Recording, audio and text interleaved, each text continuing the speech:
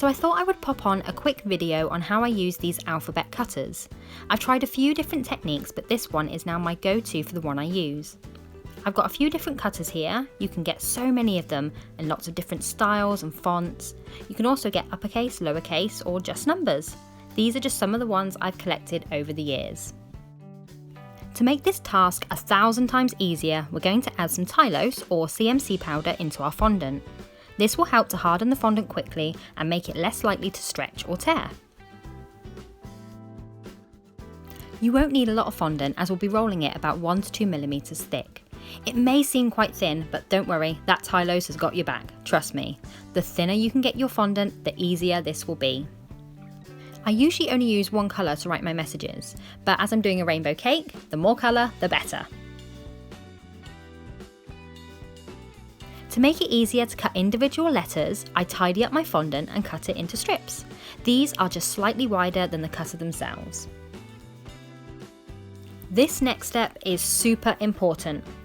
Walk away, or do something else, or just stand there. I don't mind, but it needs 5 to 10 minutes to harden slightly before we start to attack it with the cutters.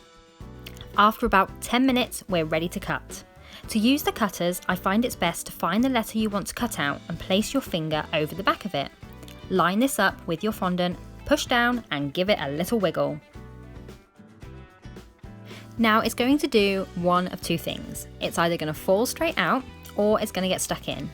For the second, gently tap the cutter on the edge of your work area and it should just fly out. So don't be too crazy with the tapping or you'll have letters going everywhere. I find it's easier to have a board or something you can tap your letters onto so you don't have to try and pick them up and move them around before they're fully hardened. Keep working like this until you've stamped out all your letters and then take a final look at them. Using something small like a cocktail stick, straighten out any that need it and remove any excess fondant you don't need. Keep them nice and safe and allow them to completely harden, ideally overnight, but if not, as long as possible. This is a good time to also make sure you're not missing any letters in your message, which I have done a few times. Another little tip that I have is to remove the leftover fondant as you go. If it stays in your cutter, you won't get that lovely crisp cut out the next time you use it. So this is the next day. I've got my decorated cake and the final thing that I need to do is add my letters. To make sure what I'm saying is central, it's best to lay it all out and find the middle. Don't forget to count any spaces as this will affect the position as well. So B and I are my middle, so I'm going to make sure that these are at the very front of my cake.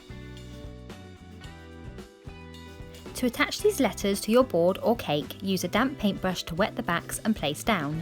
Handle them carefully though, they can be brittle and break easily if you drop them or snap them while moving. Also, try not to put too much water on the backs as it will make them super slippery and also make stronger colours run. Work your way around either side, remembering to follow the curve of the board or cake as you go. If you're using a square board or a square cake, you can always use a ruler to make sure that your letters are completely lined up. I really hope that you found this tutorial helpful. If you'd like to see any of my other work, step-by-steps or how-tos, please check out my channel and do consider subscribing.